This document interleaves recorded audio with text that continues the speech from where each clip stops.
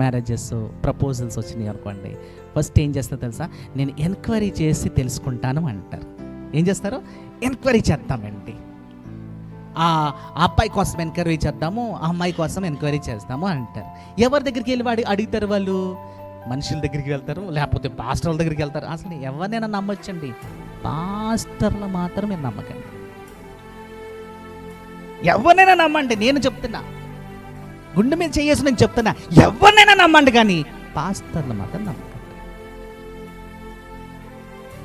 ఎందుకంటే పాస్టర్ల కంటే ముందు ఎవరితో తెలుసా? దేవుడు. నువ్వు దేవుని దగ్గరికి వెళ్ళి ఏం చేయమంటున్నాడు? విచారించు. నువ్వు దేవుని దగ్గర విచారించిన దగ్గర నువ్వు డైరెక్ట్గా వెళ్ళి పాస్టర్ ఆ వ్యక్తి ఎలాంటిదండి, ఆ వ్యక్తి ఆ అబ్బాయి ఎలా, ఒకేలా ఆ పాస్టర్కి దశంభాగం ఇవ్వలేదనుకో, లేదా ఆ చర్చి మానేశాడేమో, ఆ చర్చి నుంచి దూరమైన, ఇప్పుడు పాస్టర్ ఏమంటాడు? ఎందుకండి హెడ్ఏక్ అండి, వద్దు అంటాడు. అంతే కదా, అంతే కదా.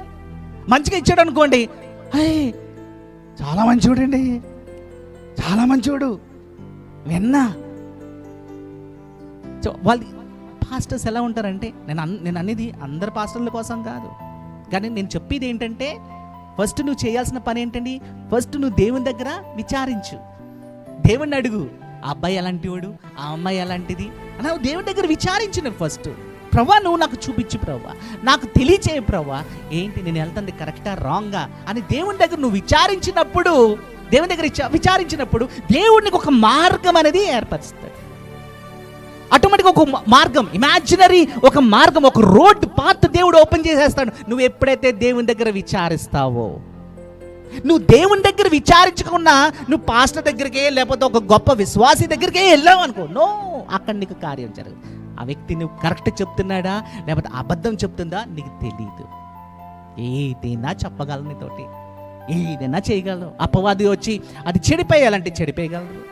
అరే ఆ మాట తీసుకుని నువ్వు ఫస్ట్ ఆప్షన్ పెట్టుకుంటావు, నువ్వు సెకండ్ ఒపీనియన్ పెట్టుకుంటావు, నువ్వు థర్డ్ ఒపీనియన్ పెట్టుకుంటావు, నువ్వు ఫోర్త్, ఫిఫ్త్, సిక్స్త్, సెవెంత్ 10 మందిని అడిగినా కూడా వాళ్ళు నీ కోసం రాంగ్ రిపోర్ట్ ఇవ్వచ్చు.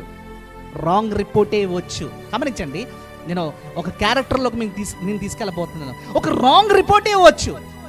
ఆ రాంగ్ రిపోర్ట్ ఇచ్చినప్పుడు ఏం జరుగుతుందో తెలుసా? అందరూ ఏమనుకుంటారు? ఆ వ్యక్తి మంచోడు కాదు. కానీ నువ్వు దేవుని దగ్గరికి వెళ్ళి విచారించినప్పుడు దేవుడికి తెలుసు ఏంటి, పైన ఉన్న రూపం కాదు, ఉన్న హృదయం ఏంటో తెలుసు దేవుడికి. నువ్వు దేవుని దగ్గర విచారించినప్పుడు దేవుడు తన హృదయం ఏంటో దేవుడు ఇమ్మీడియట్గా నీకు ఆన్సర్ ఇచ్చేస్తాడు. దేవుడు ఇమ్మీడియట్గా దేవుడికి తెలియజేస్తాడు. అలాగా ఎవరెవరినో విచారించుకుని ఎవరెవరినో అడిగి గొప్ప గొప్ప వ్యక్తులు మోసపోయారండి.